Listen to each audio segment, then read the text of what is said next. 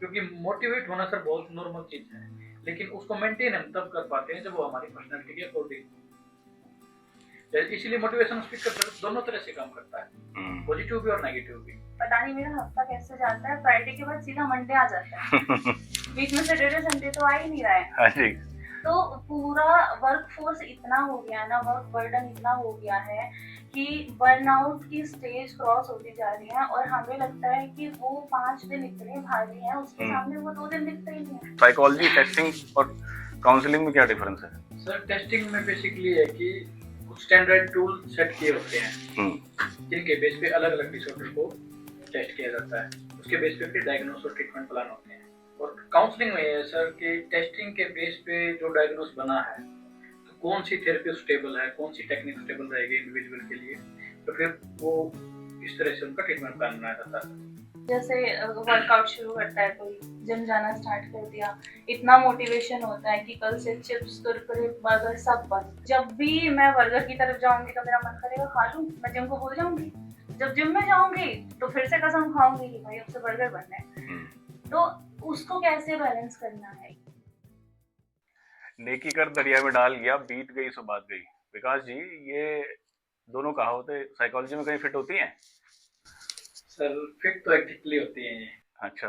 नेकी कर दरिया में डाल का कुछ इस तरह होता है कि कई बार फैमिली बाय चांस सपोर्ट नहीं कर रही इंडिविजुअल को, लेकिन उसको थेरेपी की रिक्वायरमेंट होती है। हाँ जी।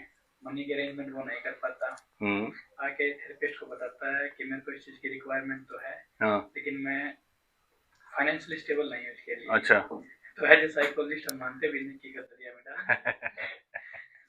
उसको अच्छा होना चाहिए। और कई जो पैसे लेके भाग गया या आया नहीं, वो बीत गई से बात गई। वो बीत गई।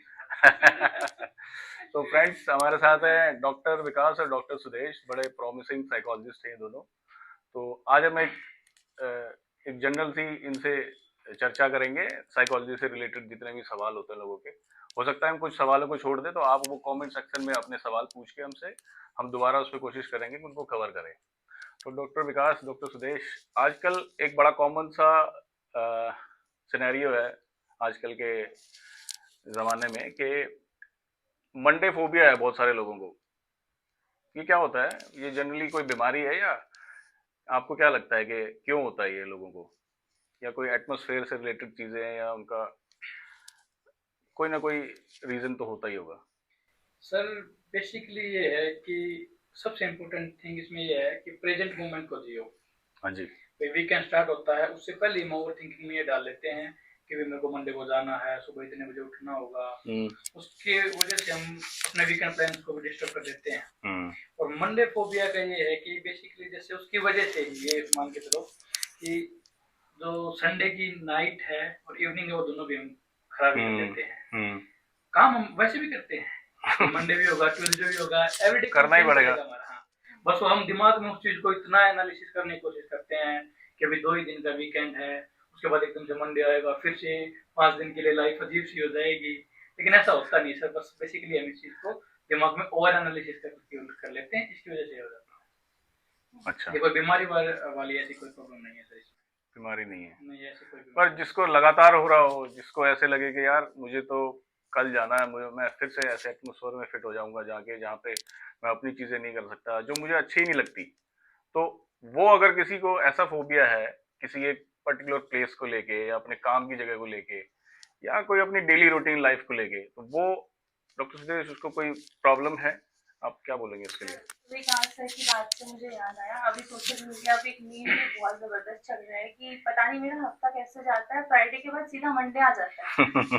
बीच में सैटरडे संडे तो आ ही नहीं रहा है। हाँ जी। तो पूरा वर्क फोर्स इतना हो गया है ना, वर्क बर्डन इतना हो गया है कि बर्नआउट की स्टेज क्रॉस होती जा रही है, और हमें लगता है कि वो 5 दिन इतने भारी हैं, उसके सामने वो 2 दिन दिखते ही नहीं है। तो कंपैरेटिवली हमारा माइंड कंपैरेटिवली चलता है, तो उसी वजह से हमें ऐसा लगता है कि वो 2 दिन जैसे हैं ही नहीं, और हम इतना स्ट्रेस ले लेते हैं। तो एक्चुअली प्रॉब्लम है, हम उसे फोबिया का नाम दे दे, वो इंडिविजुअल पर डिपेंड करता है कि फोबिया है नहीं है, वो विकास से डायग्नोज कर सकते हैं, ठीक है।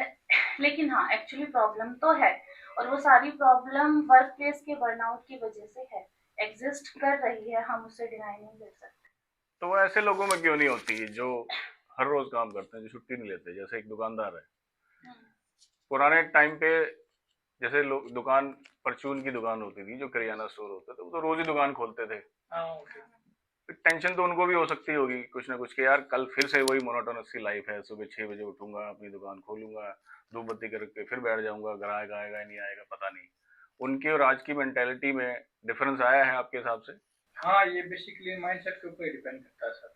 उन्होंने मतलब अपने आप को सेट इस वे में कर लिया है कि ये उनकी लाइफ का एक हिस्सा बन गया है। दूसरी तरफ जो किसी और ऑर्गेनाइजेशन के साथ अटैच हैं, उनके साथ जो काम कर रहे हैं, तो वो सिर्फ अपने पार्ट को अदा कर रहे हैं। उनका फोकस सिर्फ ये है कि मेरा काम इस दिन का है, इतने आवर्स का है, तो मेरे को सिर्फ वही करना है, उसके बाद मेरी इंडिविजुअल लाइफ अलग है। दूसरी तरफ जिनका खुद का काम है, या फिर जिस तरह से अपने शॉप वगैरह एग्जाम्पल दिया, तो वो जो शॉप का जो काम है उनकी लाइफ का हिस्सा हो गया था। डेली उन्हें रूटीन में इस वे में इसको करते जाना है। तो दोनों के तो कंपैरिजन में ये है सर। और दूसरा, जैसे अभी आपने थोड़ी देर पहले पूछा था कि भाई फोबिया जो हो गया है वो कभी कभी ज्यादा भी हो जाता है, कभी कभी कम होता है, किसी को ज्यादा फील होता है। इसमें भी बेसिकली सर देखो, डायग्नोस तब बनता है जब उसका एक फिक्स क्राइटेरिया है कि भाई इस तरह के सिम्टम इस बेसिस पे और इस टाइम लिमिट के अकॉर्डिंग होने जरूरी है। अगर सर फोबिया है नॉर्मल, हमें स्ट्रेस जल्दी होता है सर, स्ट्रेस भी दो तरह का है, पॉजिटिव भी हो सकता है, नेगेटिव भी हो सकता है। उसी तरह से सर अगर फोबिया की साइड से भी अगर हम लेके चले इस तरह से, जो मंडे वाला जैसे आप बता रहे हो, तो वो वह भी डिपेंड करता है कि एग्जैक्टली किस वे में हमारी डेली लाइफ की फंक्शन को इम्पैक्ट किया जा रहा है। अगर उसकी वजह से हमारी डेली लाइफ की और फंक्शन के ऊपर कोई इम्पैक्ट नहीं है, भाई मंडे को हम थोड़ा एंशियस फील कर रहे हैं, ट्यूसडे वेडनेसडे थर्सडे को कोई प्रॉब्लम नहीं है, तो सर उसको हम एज ए साइकोलॉजिस्ट डायग्नोस नहीं करेंगे, तो उसको साइकोपैथोलॉजी में ऐसी कोई प्रॉब्लम नहीं है। सिर्फ एक जनरल स्ट्रेस है जो एक शॉर्ट टाइम ड्यूरेशन के लिए होती है। जैसे सर सेम जैसे स्टूडेंट लाइफ में भी ऐसा ही होता था, भाई हर सेमेस्टर के जब एग्जाम आते थे उससे पहले सेम ही सिनेरियो होता था, एग्जाम खत्म टेंशन खत्म, यही उसमें फील एग्जैक्टली फील होता है। तो ये तो बड़ा कंफ्यूजिंग सा हो गया कि मंडे फोबिया है या नहीं है, तो ये कोई बीमारी नहीं है? मतलब बीमारी है, अगर सर डेली लाइफ की अगर इम्पैक्ट हो रही है तो प्रॉब्लम है, ओनली मंडे को इम्पैक्ट हो रही है तो प्रॉब्लम नहीं है। मान लीजिए उसका माहौल इतना टॉक्सिक होगा, वो दिमाग में लेके चलता होगा यार कि 5 दिन तो झेलते ही झेलते हैं, अब 2 दिन रिलैक्स मैं थोड़ा सा करने लगा था, फिर से कल से फिर वही उसी माहौल में जाऊंगा, कल से फिर से मेरे दिमाग पे प्रेशर पड़ेगा। तो उन ऐसे लोग डिफरेंट होते हैं या सारे सबको हम एक ही जनरलाइज वे में ये बोल सकते हैं कि कोई फोबिया इस तरह का नहीं होता, कुछ अलग तो होता ही होगा? वो सर बेसिकली पर्सनैलिटी के टाइप के ऊपर डिपेंड करता है। हाँ जी, कि हर एक इंडिविजुअल का पर्सनैलिटी टाइप क्या है। किसी का पर्सनैलिटी ही भी एंशियस टाइप पर्सनैलिटी है, डिपेंडेंट पर्सनैलिटी है, तो उसी के अकॉर्डिंग वो बिहेव करेंगे। तो ये इंडिविजुअल की पर्सनैलिटी के ऊपर भी वेरी करता है। ओके। सर जो सुनने का इसी से मुझे याद आया, आपका जो सवाल था दुकानदारों के साथ भी प्रॉब्लम नहीं होती थी, अभी ये प्रॉब्लम अपने बिजनेस ओनर्स के साथ भी हो रही है जिनका खुद का काम है। मैंने बहुत से ऐसे एग्जांपल देखे हैं, क्योंकि पहले क्या होता था ना, मनी की नीड एक लिमिटेड थी। आज हम बहुत ही ज्यादा पैसा कमाने के चक्कर में है, क्योंकि हमारी जरूरतें बहुत बढ़ गई हैं, या लग्जरी है, कोई भी रीजन है व्हाटएवर। तो अभी आज जो दुकानदार है ना, वो भी सोचता है कि मैं संडे की भी छुट्टी ना लूं। इवन उनकी फैमिलीज में मैंने ऐसा भी देखा है कि उनकी मदर हैं या उनकी वाइफ हैं, वो ये कंप्लेन करती हैं कि ये सारा दिन दुकान पे बैठे रहते हैं, अपना बिजनेस में लगे रहते हैं, जब इनको खाना खाना होता है तब भी मुझे ये बोलते हैं जा अब तू संभाल ले।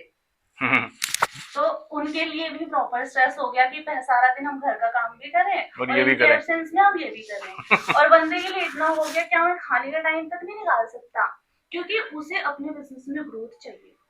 जॉब में हम ये नहीं सोचते हमें कंपनी को ग्रोथ करानी है, अप्रेजल नहीं है तो हम रिलैक्स बैठेंगे, लेकिन जिसका अपना बिजनेस है उसे ग्रोथ के बारे में सोचना है पर डे। तो आज वो टाइम है जब ये स्ट्रेस हो रहा है, बिजनेस ओनर को भी हो रहा है, जॉब वाले को भी हो रहा है, एंटरप्रेन्योर को तो हो ही रहा है, सबको हो रहा है। तो मंडे का ऐसा है कि my Sunday can be Monday, your Tuesday can be Monday, वो तो कोई भी दिन हो सकता है। मंडे एक एग्जांपल दिया, हाँ एक एग्जांपल हो गया। तो वो स्ट्रेस किसी को भी आ सकता है, ऑब्वियसली पर्सनालिटी को डिपेंड करती है। बहुत लोग नहीं लेते, मंडे का भी नहीं लेते, चल करते हैं सैटरडे संडे क्लब जाएंगे, मंडे जॉब जाएंगे। तो अब जो इस तरह के लोग आते होंगे आप लोगों के पास, ऑब्वियसली आते ही होंगे, तो आपके डिफरेंट डिफरेंट टेक्निक्स होगी उनको काउंसिल करने की, अलग अलग चीजें होगी, तो इसमें टेस्टिंग का कितना रोल है डॉक्टर विकास, अगर आप इस पे कुछ इलैबोरेट कर पाए तो। सर टेस्टिंग का बेसिकली साइकोलॉजी में बहुत बड़ा रोल है इसमें। टेस्टिंग बेसिकली होती क्या है, एक बार जो हमारे व्यूअर्स हैं एक बार उनको समझाएं कि साइकोलॉजी, टेस्टिंग और काउंसलिंग में क्या डिफरेंस है। सर टेस्टिंग में बेसिकली है कि कुछ स्टैंडर्ड टूल सेट किए होते हैं जिनके बेस पे अलग अलग डिसऑर्डर को टेस्ट किया जाता है। फिर उन स्केल के बेस पे क्या रिजल्ट निकल के आता है, उसके बेस पे फिर डायग्नोस और ट्रीटमेंट प्लान होते हैं।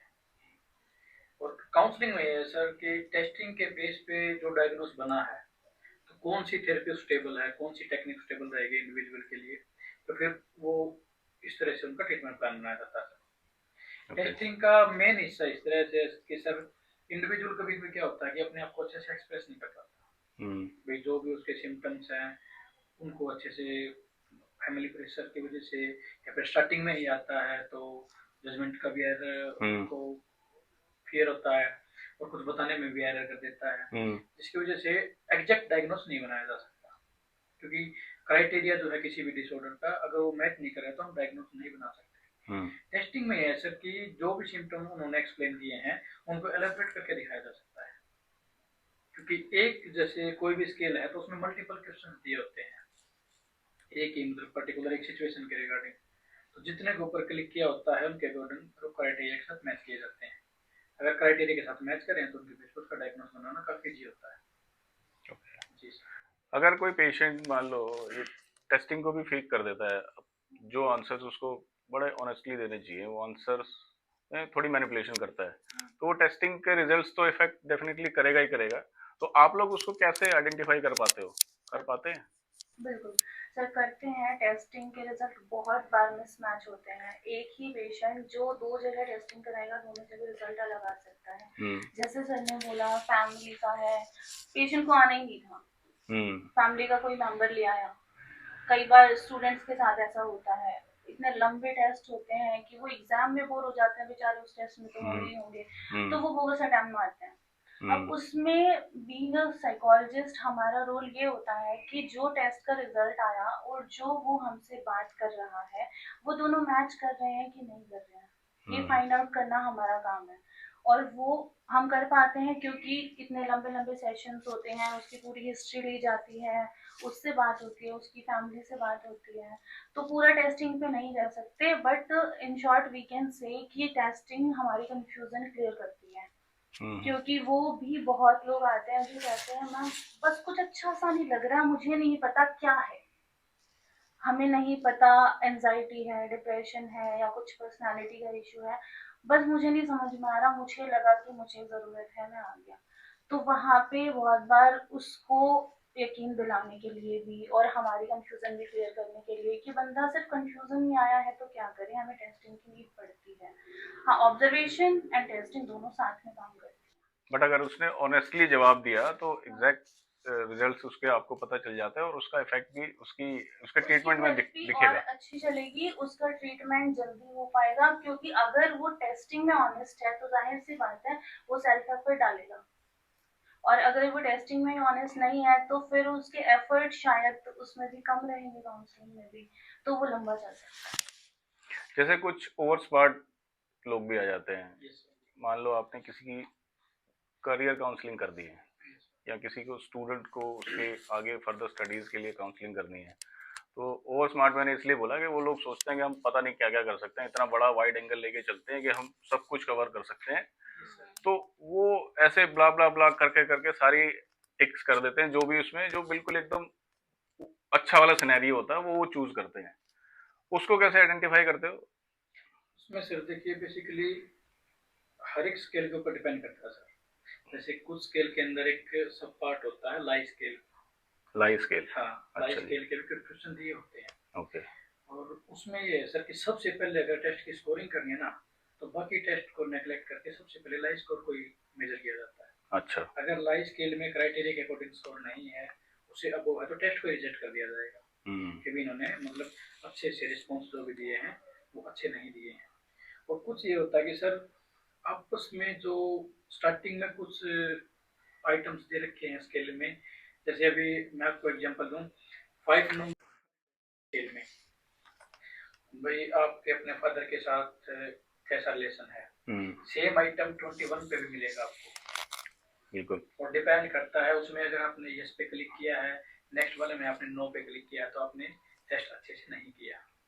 इस तरह से सर आइटम रिलेटेड भी पेड आइटम आते हैं, तो उनमें उनसे ये पता लग जाता है भाई आपने कि बोगस अटेम्प्ट तो नहीं किया ऐसे ही, या फिर फ्रीक्वेंटली आप yes yes yes no no no करते आ रहे हैं।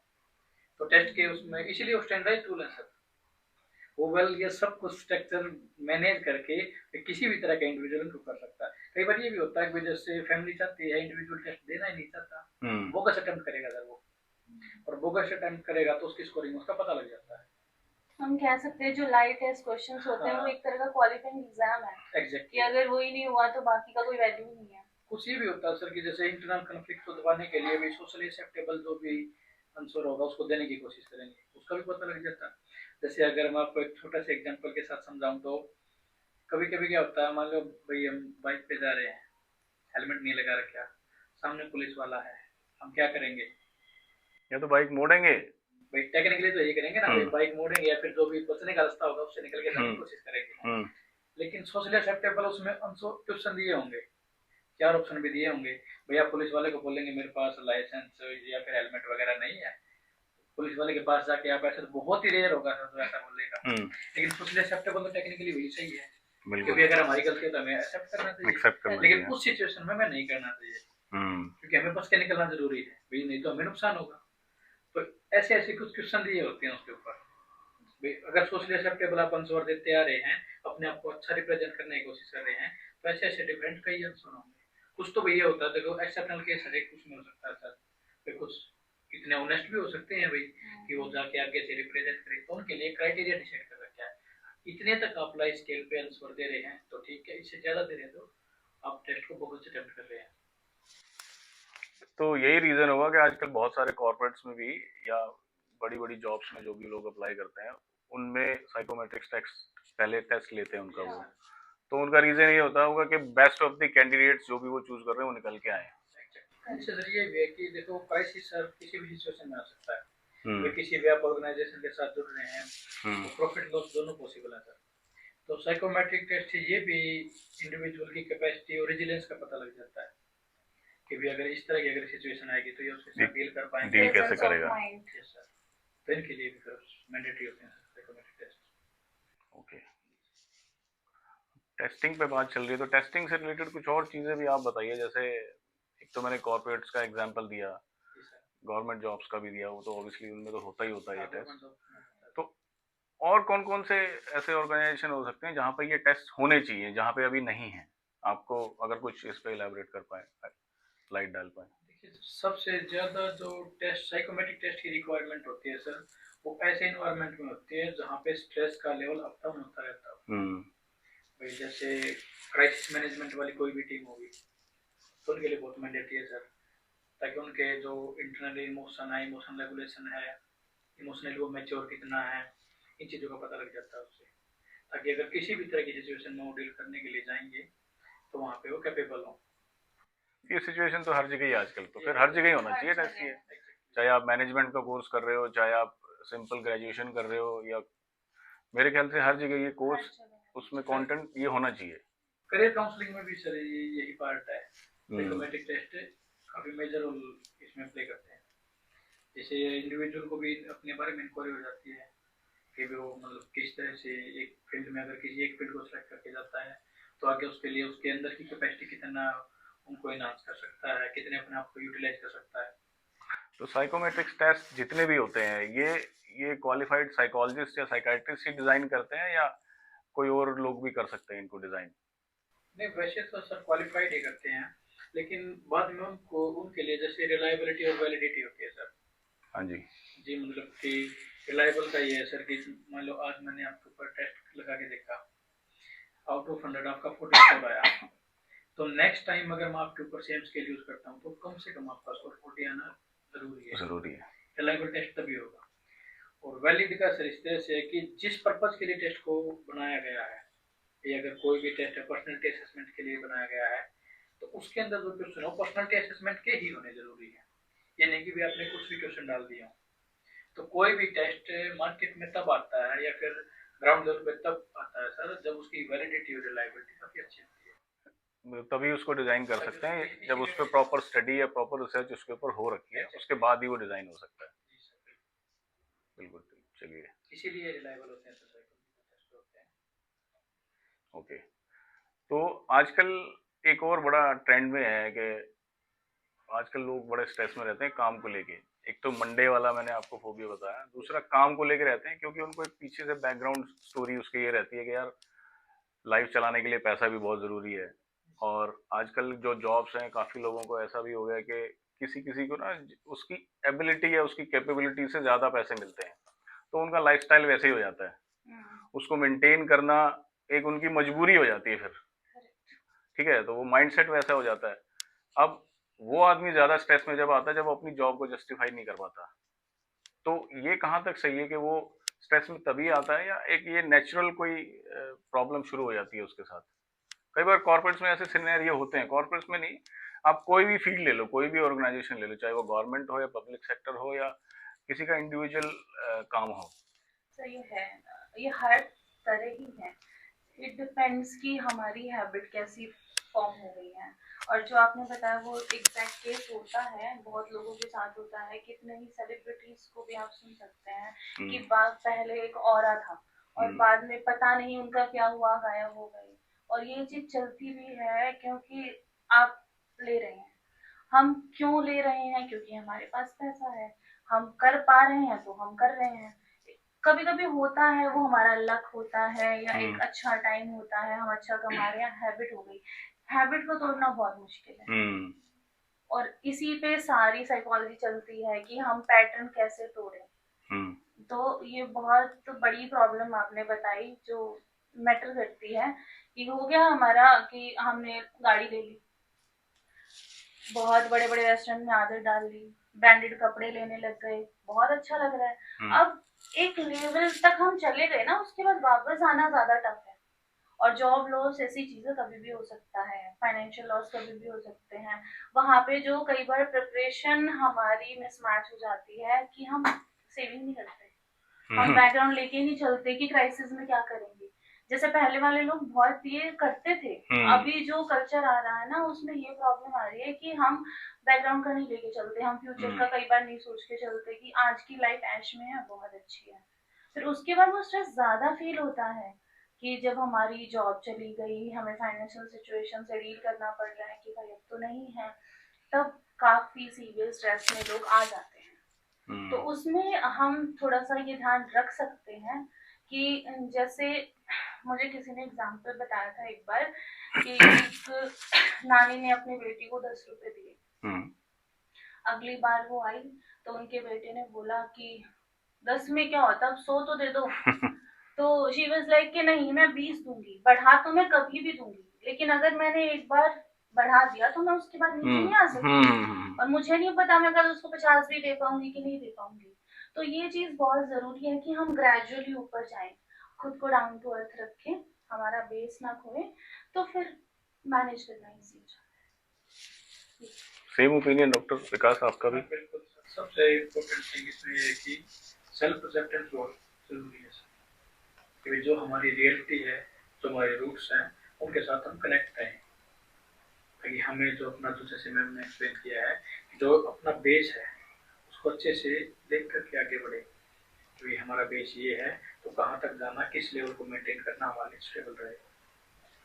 जैसे एक कहावत भी होती है सर कि चद्दर को देखकर ही पैर पसारना। हाँ बिल्कुल सही बात है। इसी के ऊपर डिपेंड है। एग्जैक्टली, मेरे माइंड में अभी यही आ रहा था कि जैसे पहले हमारे जो पेरेंट्स थे उनकी ये कहावत थी चद्दर को देख के पैर पसारो। अब हमारे से अगली जनरेशन जो आ रही है वो कह रही है कि चद्दर बढ़ाओ। तो अब हमें वो भी गलत नहीं है, दोनों सही है, वहां भी वो भी सही है, यहाँ वो भी सही है। हमें बीच का बैलेंस निकालना है कि कब चद्दर छोटी करनी है, बड़ी करनी है, कब हमें पैर पसारनी है। वो बैलेंस इज लाइफ, कि हम कितना मैनेज कर पाते हैं। तो इसी से रिलेटेड एक टर्म है, आप लोगों को पता ही है, कॉग्निजेंट डिसोनेंस जिसको बोलते हैं। कि आदमी दिखाता कुछ हो रहा है लेकिन अंदर से कुछ और होता है। शायद मैं गलत भी बोल सकता हूँ, आप इसको थोड़ा सा एक्सप्लेन करें। जिसमें सर बेसिकली ये होता है कि कॉग्निटिव डिसोनेंस होता ही तब है जब हमारे बिलीफ जो है, जो हमारा एटीट्यूड है, उसके अपोजिट हम बिहेवियर शो कर रहे हैं। बेसिकली जैसे आपने देखा होगा एडवर्टाइजमेंट वगैरह में भी बहुत से सेलिब्रिटीज भी ऐसे हैं जो किसी भी चीज की ऐड कर देते हैं लेकिन वो लाइफ में उनको फॉलो नहीं कर रहे। सही बात है, कॉग्निटिव डिसोनेंस हमको ये बिल्कुल बिल्कुल। भाई वो दूसरों को तो इस चीज के लिए बोल रहे हैं, स्मोकिंग के लिए भी इंडिविजुअल अंदर अंदर बहुत ज्यादा स्मोक कर रहे हैं, अपने प्राइवेट में बाहर जाके बोल देता है कि स्मोकिंग इंजरीज टू हेल्थ। यही सिनेरियो है कॉग्निटिव डिसोनेंस का।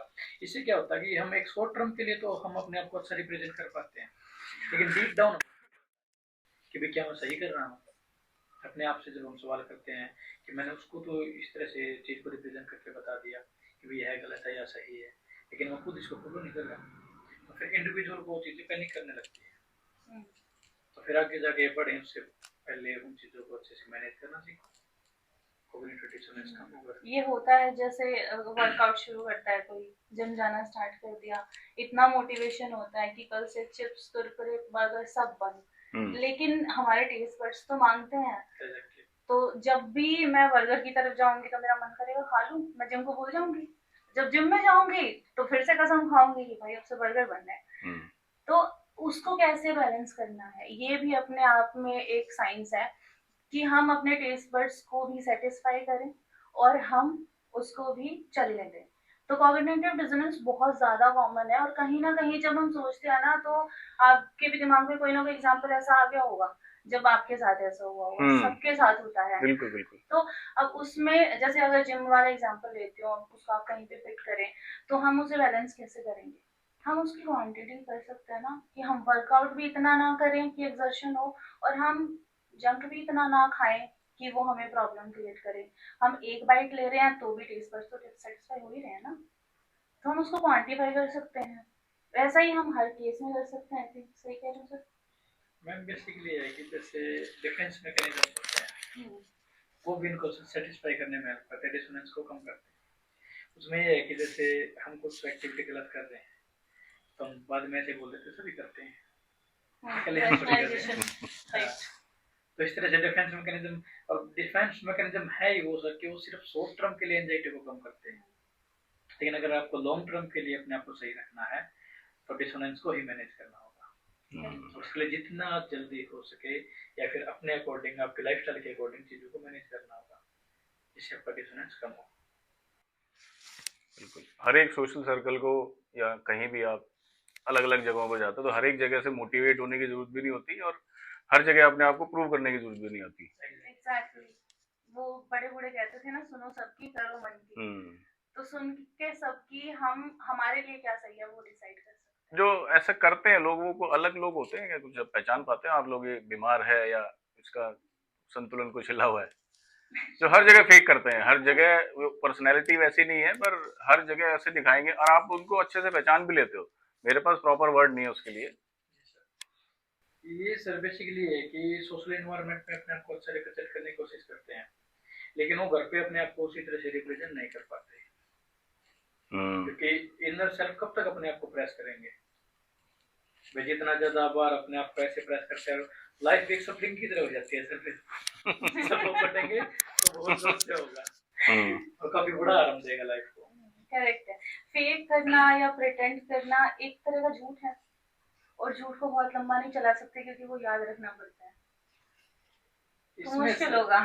इसमें सर जैसे पर्सनैलिटी की डेफिनेशन है वो यही है। हाँ वही पूछने की कोशिश कर रहा था मैं। तो जैसे क्या पर्सनैलिटी है वो? पर्सनैलिटी का ये है कि जैसे सर जो पर्सोना है उस वर्ड से बना है पर्सनैलिटी। हाँ जी। वो बेसिकली क्या है कि हम मास्क लगा लेते हैं एक अपने आप के ऊपर, हमारी इंटरनल पर्सनैलिटी वो अलग है, पर्सोना हमने किसी और चीज का चला लिया, उसी की नजर से फिर हम कंप्लीट दुनिया को देखते हैं। बेसिकली उसका सिनेरियो ये है, लेकिन हमें तो पता है ना एज ए इंडिविजुअल हमारी कैपेबिलिटीज क्या है। जैसे अभी आपने दूसरा बोला भी था कि अलग अलग जगह से मोटिवेट हो जाते हैं, हर जगह से हो जाते हैं कुछ लोग। हर जगह से हो जाते हैं। लेकिन सर ये भी तो देखा ना वो मेंटेन कितने टाइम तक रख पाते हैं। जैसे स्कूल के लास्ट पीरियड में अगर किसी टीचर ने या फिर कोई भी मोटिवेट कर दिया किसी ने भी हमें, तो ये पूरे जोश के साथ घर आएंगे, जाते ही सारा होमवर्क कर लूंगा, ये करूंगा, वो करूंगा। जैसे हम होम एनवायरनमेंट में, हरियाणा में बोलते हैं दुम्मा ठा दूंगा। जैसे ही हमने होम एनवायरनमेंट में एंट्री की, बैग कहीं होगा, कपड़े कहीं होंगे, मोटिवेशन रहता ही नहीं। हर 15 अगस्त तो देशभक्त हो जाते हैं। वो हर एक इंडिविजुअल के ऊपर भी डिपेंड करता है सर, क्योंकि मोटिवेट होना सर बहुत नॉर्मल चीज है, लेकिन उसको मेंटेन हम तब कर पाते हैं जब वो हमारी पर्सनैलिटी के अकॉर्डिंग हो। इसीलिए मोटिवेशन स्पीकर दोनों तरह से काम करता है, पॉजिटिव भी और नेगेटिव भी। पॉजिटिव में ये है भाई चलो ठीक है, हमें अपने कैपेबिलिटीज के ऊपर काम करने के लिए एक तरह से हम अपने आप को देख पाते हैं अच्छे वे में। दूसरा ये नेगेटिव इस तरह से इम्पैक्ट करता है कि मान लो सेम इंडिविजुअल ने आपको भी मोटिवेट किया, मैम को भी किया, मुझे भी किया है, लेकिन अपन तीनों की तो जो पर्सनैलिटी हो तो अलग अलग है ना सर। तो उसके ऊपर किसी भी एक सिनेरियो के ऊपर जैसे हम काम करेंगे तो कैपेबिलिटीज भी तीनों की अलग अलग है। हो सकता है आप ज्यादा टाइम तक अटेंशन के साथ उस चीज को फोकस कर पाए, मैम ज्यादा टाइम तक मैं बिल्कुल भी नहीं कर पाऊँ। तो इसीलिए मोटिवेशन स्पीकर का जो काम होता है सर, वो एक शॉर्ट टर्म के लिए सही है, लेकिन लॉन्ग टर्म के लिए वो नेगेटिव इम्पैक्ट डाल देता है। हो सकता है अभी आप दोनों आगे बढ़ते देखे फिर मैं पीछे ही निकल जाऊं। अब जैसे नया साल आने वाला है, इसमें कुछ लोग बड़ा वेग से अपने वो रेजोल्यूशन सेट कर लेते हैं, तो उनके लिए कोई सजेशन है आपका कि भाई बनाओ तो ऐसे बनाओ? सजेशन यही हर साल बनाते हैं लोग, हर साल सर, और उसमें से मुझे लगता नहीं कि 1-2% ही उसको फॉलो करते होंगे। चलो थोड़ा कम नंबर बोल दिया, हो सकता है ज्यादा भी हो, लेकिन मुझे नहीं लगता कि 90% तो ऐसे ही जबरदस्ती बनाते हैं, वो कभी फॉलो नहीं होता। वो ट्रेंड फॉलो करते हैं, ट्रेंड फॉलो करते हैं। हाँ सर वैसे मेन भी आती है इस पे कि 1 जनवरी को भी जिम में पैर रखने के लिए जगह नहीं है। 10 जनवरी को जिम में खाली है, 10 जनवरी को जिम खाली है, सही बात है। तो यही है सर कि अपने क्राइटेरिया से बाहर के काम करने की कोशिश करते हैं। भाई इंडिविजुअल अपनी कैपेबिलिटी के अकॉर्डिंग अगर हम गोल भी सेट नहीं कर रहे तो कंप्लीट भी नहीं कर पाएंगे सर। सबसे जरूरी है अपने आप को सेट पर सेट कर देना कि इस काम को मैं इस लेवल तक कर सकता हूँ, आगे करूंगा तो मुझे इस तरह से किसी और इंडिविजुअल की हेल्प की रिक्वायरमेंट होगी, या मेरी कैपेबिलिटीज ये हैं, उन्हीं के अकॉर्डिंग अगर हम गोल सेट करें सर, धीरे धीरे धीरे धीरे और लॉन्ग टर्म के लिए गोल सेट करना। शॉर्ट गोल रखो उनको डिवाइड करके, इस तरह से तो मैंने किया, लेकिन हम एक ही दिन में ये करने की कोशिश करते कल से तो बस ये होगा। उससे कुछ नहीं होगा, कंप्लीट हो गया तो सही है, नहीं होगा तो फिर स्ट्रेस होगा। जैसे मौसम चेंज हो रहा है, मौसम चेंज में मैंने कई जगह सुना हुआ कि जो इसका वेदर का भी बड़ा इम्पैक्ट आता है लोगों के माइंडसेट पे, ऐसा होता है क्या? हाँ वेदर का इम्पैक्ट आता है, बल्कि इसमें सर डिप्रेशन के जो डिसऑर्डर्स हैं, जो सब टाइप डाल रखे हैं, उनमें सीजनल का स्पेशल अलग से है। सीजनल का अलग सर डिसऑर्डर अलग बना रखा है सर, सीजन का बहुत इम्पैक्ट होता है सर मेंटल हेल्थ पे। तो जो आदमी ऑलरेडी डिप्रेस है वो और ज्यादा हो सकता है सीजन के कारण? हाँ पॉसिबिलिटी होती है सर, उसमें सभी तरह की हैं सर, कि आपकी सोशल एक्टिविटी के ऊपर भी इम्पैक्ट होता है, भाई सर्दी ज़्यादा है, बारिश का मौसम है, तो आप जैसे अगर कोई एक्सट्रोवर्ट इंडिविजुअल बाहर नहीं निकल पाएगा। दूसरा ये है कि सर जैसे सीजन चेंज होता है उसके अकॉर्डिंग हमारा फूड भी चेंज हो जाता है। स्पेसिफिक अगर नॉर्थ इंडिया में देखें तो सीजन का बहुत इम्पैक्ट है सर, तो जो हमारा खान पान वगैरह जो कुछ भी है काफ़ी डिपेंड करता है सीजन के ऊपर, हर एक सीजन के लिए अलग अलग है।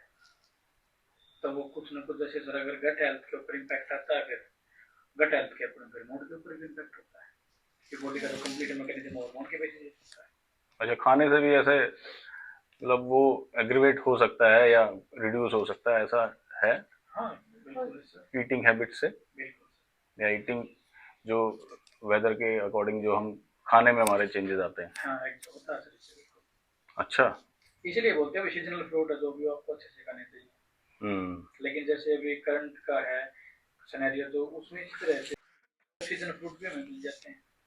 टेक्निकली देखा जाए तो हमारा जो नेचर उसको सपोर्ट नहीं कर रहा उस टाइम के लिए, तो भी हम उस चीज को यूज करें तो 100% नहीं करें, लेकिन पॉसिबिलिटी है सर, कुछ ना कुछ तो नेगेटिव इम्पैक्ट देगा ही। एक तो हम कुछ फ्रेश चीज को ले रहे हैं, ओके, एक दूसरी तरफ हम कोई भी बहुत पुराने समय से उसको फ्रीजर में रखा हुआ और अब हम उसको यूज कर रहे हैं, टेक्निकली उस ब्रेन को तो इम्पैक्ट होता ही है सर। तभी हम साइकोलॉजी में फिजियोलॉजी को साथ लेकर चलते हैं, क्योंकि ईटिंग हैबिट्स का हमारे माइंड पे पूरा इफेक्ट आता है। जैसे सर ने बोला कि सीजनल फ्रूट नहीं खा रहे हैं, अब हमारा बॉडी स्ट्रक्चर ऐसे बना हुआ है कि उसको एक मौसम में एक चीज चाहिए और हम उसको दूसरी दे रहे हैं, तो उस बॉडी के माइंड को भी नहीं समझ आ रहा है ना मैं इसको कैसे प्रोसेस करूं, तो वो नहीं कर पाते हैं और उसका इफेक्ट सीधा सीधा हमारे माइंड पे आएगा।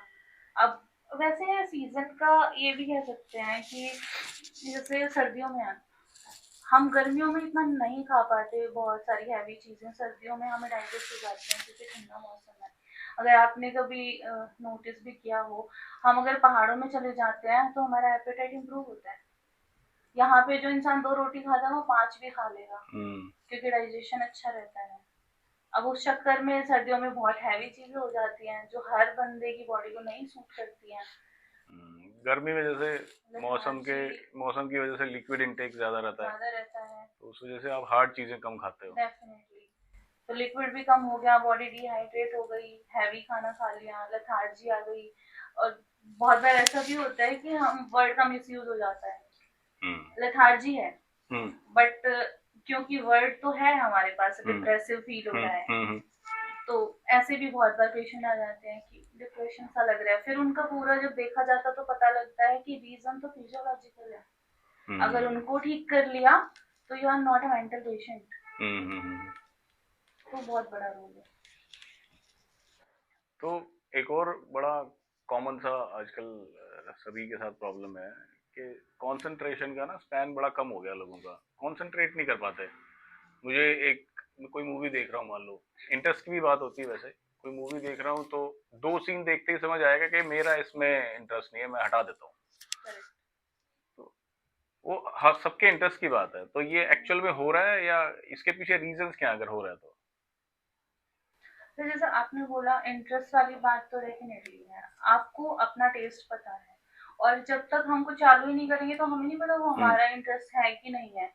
और आपने एक मूवी ऑन की 10 मिनट की देखी, आगे आपने डिसाइड किया मुझे टाइम वेस्ट नहीं करना है, विच इज डेफिनेटली करेक्ट, वो होना भी चाहिए। प्रॉब्लम तब है जब आप दिमाग से इतने ऑक्यूपाइड हो कि आपको पता ही नहीं लग रहा है सामने क्या चल रहा है और आपने पूरी मूवी देख ली, तो अटेंशन पता नहीं कहाँ थी कि मैंने बिना इंटरेस्ट वाली चीज भी देख ली।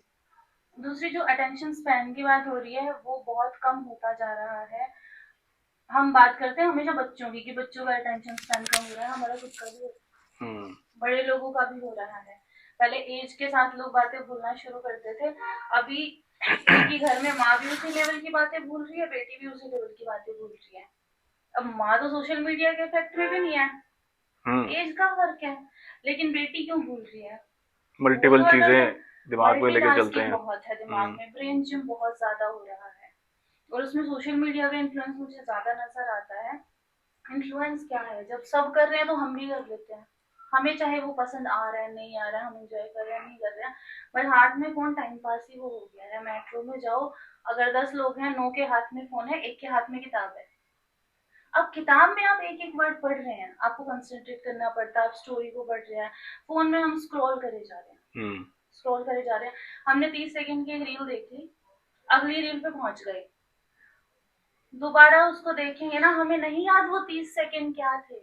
सही बात, हमें नहीं पता कौन से इन्फ्लुएंसर की गई, कौन किस कॉन्सेप्ट के बारे में गई या क्या गई, हमें पता ही नहीं। कंसंट्रेट करने में दिमाग यूज होगा, वो हमने किया ही नहीं, हमने किया ही नहीं, तो अटेंशन स्पैन अपने आप ही कम हो गया, क्योंकि हमारा दिमाग तो बोल रहा है तुमने 30 सेकंड ही तो ध्यान देना बस, और छोटी और छोटी, तो वो और छोटी और छोटी और इतना फास्ट इंफॉर्मेशन आती है, हम ग्रेस्प नहीं कर पाते, हम बस टिक मार्क कर रहे हैं, आज की फिर आज 1 घंटा चला लिया, इसने में 1-2 इन्फ्लुएंसर्स के नाम याद हो गए, फिर एल्गोरिथम इतना अच्छा है कि वैसी वैसी आपको 70 और आ जाएंगी। तो हम क्या कर रहे हैं, अपना दिमाग यूज नहीं कर रहे, फोन हमारा दिमाग चला रहा है और हम उसको चलने दे रहे हैं। ये चीज हर जगह काम आती है, हम खाने में ले रहे हैं, पेशेंस कम हो रहा है ना बेसिकली, क्यों कम, हर चीज अफेक्ट कर रही है, सिर्फ सोशल मीडिया को भी ब्लेम नहीं कर सकते। आजकल हमें खाना भी इंस्टेंट चाहिए, वहां भी पेशेंस नहीं है। हम पहले खाना बनाते थे, घंटों लगे रहते थे किचन में, मम्मी भूख लगी है, अच्छा आ रही हूँ, अच्छा ला रही हूँ, इतना पेशेंस था। कि खाना आएगा। अभी नहीं है, जितनी देर में डोसा बनेगा उससे कम टाइम में हमें होटल से घर पे चाहिए। तो वो हर जगह अप्लाई हो रहा है, उसके साइड इफेक्ट भी हर जगह हो रहे हैं। सोशल मीडिया का भी इन्फ्लुएंस है, हमारे खाने का भी इन्फ्लुएंस है, हर जगह का है, और उस पर काम करने की बहुत ज्यादा जरूरत है। ऐसा नहीं है कि कोई नहीं फंसा, मैं भी फंसी थी। हाँ, क्योंकि सब रील देख रहे हैं, मुझे नहीं पता रील क्या होती है, तुम्हें क्यूरियोसिटी होती है ना, देखते हैं क्या है, फिर वो अरे 2 मिनट में खत्म हो रही है, चलो चलो चलो ठीक है, फिर एक स्टॉप हमें लगाना होता है कि नहीं, आज के लिए इतना बहुत है, इससे बेटर है 10 मिनट की एक यूट्यूब वीडियो देखती हूँ, या इससे बेटर है एक मूवी देख लेते हैं हफ्ते में, अगर हमारे पास टाइम बहुत ज्यादा है तो हम उसको कर भी सकते हैं करेक्ट। ऐसा नहीं है कि हम उसे कंट्रोल नहीं कर सकते, कंप्यूटर हमने बनाया ना, हम कर सकते हैं। माइंडफुलनेस जरूरी है। कहाँ हमें ये याद आता है कि यहाँ रुकना है, क्योंकि हम चलते चले जाते हैं, खुद को यही नहीं बता पाते कि इतना तो काफी था। उस चक्कर में खा भी बहुत रहे हैं, ओबेसिटी बहुत आ रही है, फोन चल रहा है, स्क्रोलिंग हो रही है, बच्चे से पूछ लो क्या खाया था, पता नहीं मम्मी क्या रख के गई थी। क्योंकि ध्यान तो सारा उसमें है ना। बिल्कुल बिल्कुल, ध्यान उसी में है। तो अच्छा है, इस वजह से हम ये जो लंबी कॉन्वर्सेशन कर रहे हैं ये बेटर है उससे तो 30 सेकंड के वीडियो से। हाँ, अब बड़ा हम इतनी बातें कर रहे हैं, हम अगर कोशिश करें इसको 30 सेकंड में समझ दें, कैसे समझ पाएंगे? लोगों को जो इन्फॉर्मेशन चाहिए वो 30 सेकंड में तो नहीं मिल सकती, वो सिर्फ एंटरटेनमेंट के लिए हो सकती है कि हमने एक अजीब सी कॉमेडी कर दी, कुछ 2-4 उल्टी पुल्टी लाइनें बोल दी, उतना ही हो सकता है। इन्फॉर्मेशन जितनी स्पीड में आती है उतनी स्पीड में चली भी जाती है। तो साइकोलॉजी तो आजकल बहुत ज़्यादा इन है, बड़ी ट्रेंड में है। तो कुछ ऐसी आजकल आपके पास जो बहुत ज़्यादा संख्या में ऐसे कुछ पेशेंट्स आते हो, ऐसी कोई टर्म यूज करेंगे आपके, ये वाले पेशेंट्स आजकल ज़्यादा हैं या ऐसी क्वेरीज ज़्यादा हैं? सबसे ज्यादा पेशेंट जीएडी के ही है, जनरलाइज एंजाइटी डिसऑर्डर है। तो अच्छा जी, सबसे ज्यादा पेशेंट उसी के हैं सर, क्योंकि चीजों को लेकर ओवर एनालिसिस हो रहा है। जैसे शुरू में ही हमने बोला कि मंडे को लेके बड़ा डरने लगते हैं लोग, छोटी छोटी बातों का तो वो भी उसी में जीएडी में ही आता है जो मैंने आपको शुरू में सवाल पूछा, डिसऑर्डर्स के अंदर ही आता है, डिसऑर्डर में ही आता है। जनरल एंजाइटी डिसऑर्डर, जो किसी भी चीज से हो शुरू हो जाता है, उससे ट्रिगर हो जाती है उसकी एंजाइटी। बिल्कुल बहुत ही छोटे, अगर मान लो ये लगा लो आपने किसी के पास कॉल किया है, सामने वाले ने कॉल पिक नहीं किया, उसी को लेकर आपने पता नहीं क्या दिमाग में सोच लिया, ये हो गया होगा, पता नहीं क्या नेगेटिव हो गया होगा, इस तरह के इश्यूज बहुत ज्यादा बड़े हुए हैं। तो आप लोगों की कोई एक बहुत सिंपल सी कोई टिप्स देंगे आप अपने हमारे व्यूअर्स को कि भाई एंजाइटी जिससे उनको ना हो, अगर है तो रिड्यूस कर पाए या उसको खत्म कर पाए? जरूरी नहीं है कि हर केस में वो काम करेगी, लेकिन एक सिंपल। बेसिकली इसमें ये है सर कि सबसे जरूरी है अपने थॉट को देखना। किसी भी तरह का हमारे दिमाग में देखो कोई भी प्रॉब्लम होती है, उसकी रूट कोज बेसिकली एक थॉट ही होता है, वहां से बढ़ के चीजें आगे बढ़ती है। कभी भी ओसीडी में मान के चलो, या फिर किसी भी जनरल एंजाइटी डिसऑर्डर्स में, या किसी भी तरह का प्रॉब्लम हो, थॉट डिसऑर्डर लगा लो, कुछ भी हो, उसमें हमें सबसे जरूरी है कि जो भी हमारे दिमाग में करंट में थॉट आया है जो कि नेगेटिविटी की तरफ बढ़ रहा है, हमें उसको बस ऑब्जर्व करके देखना अपने दिमाग में, स्टार्ट कहाँ से हुआ था, और सिंपल अपने आप को एक कमांड देनी है कि यह बस एक थॉट है, क्योंकि रियलिटी के लिए हमारे पास कुछ प्रूफ है ही नहीं। जब तक हमारे पास कुछ प्रूफ नहीं होगा, मैं इस थॉट को बिल्कुल भी नहीं मानूंगा। ओके, बिल्कुल सिंपल ये है सर। और दूसरा ये है कि जैसे ग्राउंडेड टेक्निक होती है सर, जो हम यूजुअली आराम से उसको फॉलो कर सकते हैं, उसमें 5 4 3 2 1 इस सिनेरियो में यूज करना होता है। जहां पर भी हम बैठते हैं, अपने आसपास रखी किन्हीं भी 5 चीजों को ऊपर फोकस करके देखना है। कोई भी हमारे आसपास 4 चीजें रखी है, उनको टच करके देखना है। कोई भी हमारे आसपास 3 चीजें हैं, उनके ऐसे साउंड सुननी है हमें। ओके, कोई जैसे इसको बजा के देख लिया, कुछ और उसको बजा के देख लिया। कोई भी 2 तरह की चीजें हैं, उनको स्मेल करके देखना है। कोई बुक रखी है, उसको स्मेल करके देख लिया, कोई परफ्यूम है या फिर खाने की कुछ भी स्मेल, और एक चीज अगर हम चबा सके तो वो करना है। अच्छा, इससे क्या है कि हमारे दिमाग के जितने भी लोब्स हैं सभी एक साथ एक्टिवेट हो जाते हैं और हम प्रेजेंट मोमेंट में आ जाते हैं। तो किसी भी प्रकार का जो भी नेगेटिव थॉट हमारे दिमाग में चल रहा है वो रिमूव हो जाता है। तो ये तो एक्टिवेट करने के लिए आपने बताया, कुछ डीएक्टिवेट करने के लिए भी होता है जब ओवर थिंकिंग चल रही होती है आदमी को, मान लो नींद नहीं आती है रात को, तो ऐसी कोई टिप क्या भाई नींद आ जाए उसको, सो जाए आदमी, जो एक जीएडी का जो नया नया शिकार हुआ है? सर देखो, नींद नहीं आती है। अब वही जैसे सर ने बोला, रूट कॉज पे काम करना होता है वैसे तो, कि नींद क्यों नहीं आ रही है, उसका रीजन सच में कुछ वैलिड है कि नहीं है, या बस मुझे मूवी देखनी है इसलिए नहीं आ रही है। क्योंकि जब सोने की कोशिश करते हैं तो जाहिर सी बात है टाइम तो लगता है, लेकिन अगर हम सारी चीजों से फ्री होके, सबको डिटॉक्स करके, लाइक फोन गैजेट सारे दूर रखें और हम सिर्फ सोने की कोशिश कर रहे हैं या कुछ पढ़ने लग गए। कॉलेज में मेरी एक फ्रेंड बहुत अच्छी बात कहती थी कि भाई किसी ने बोला रात को नींद नहीं आई, तो कहती किताबें उठा लेती, स्लीपिंग पिल्स की भी जरूरत नहीं है। क्योंकि जहाँ जस्ट माइंड काम करता है ना, बुक पढ़ते हुए काम करता है जैसे मैंने बताया, तो वहाँ हमारा सबकॉन्शियस माइंड थकता है, और जैसे वो थकना शुरू होगा ना, वो नींद की तरफ जाएगा। उसके लिए आप कुछ भी कर लो, आई ब्लिंकिंग कर लो पास पास, उससे भी आपको नींद आ जाएगी। कि कोई किसी चीज में ध्यान लगा लो, जैसे हम मेडिटेशन की बात करते हैं, बहुत से लोग चैंटिंग करते हैं, क्योंकि वहां पे कॉन्टिन्यूसली हमारे माइंड में कुछ चीज चल रही है, रिपीटेशन पे चल रही है, वो हमें थकाएगी, और थक के कोई भी सोएगा। तो वो चीज है। पहले खेतों में काम करनी होती थी इस चीज के लिए कि भाई फिजिकली हम थक जाए, भगार के सो जाएंगे। क्यों नहीं होती थी स्लीपिंग प्रॉब्लम? इसलिए नहीं होती थी कि फिजिकल वर्क बहुत ज्यादा था। अभी फिजिकल वर्क हमारा कम हो गया है, मेंटल ज्यादा हो गया है, मेंटल तो बहुत सी सारी चीजें मेंटली हो है गई है। आजकल तो। हाँ, तो अब वो मेंटली ही थकाना पड़ेगा उसको। मेंटल जो एक्सरसाइज है वही मेंटल कर रही है लोगों को। हाँ। ठीक है। दिमाग को ही थकाओ, बॉडी थकाने से तो कुछ हो नहीं रहा है। तो ये अच्छा काफी आज का डिस्कशन था, और उम्मीद है दोस्तों डॉक्टर विकास, डॉक्टर सुदेश ने आपके काफी सारे जो सवाल होते हैं उनका आंसर किया होगा। और फिर भी आपके मन में कोई सवाल है या कुछ चीजें आपको जाननी है तो आप कमेंट सेक्शन में कमेंट्स करके आप हमसे जान सकते हैं, और ऐसी ही जानकारी हम आगे भी लेके आते रहेंगे। और इस एपिसोड को अगर आपने पसंद किया तो लाइक, सब्सक्राइब और शेयर करना मत भूलिए। और जय हिंद, नमस्ते।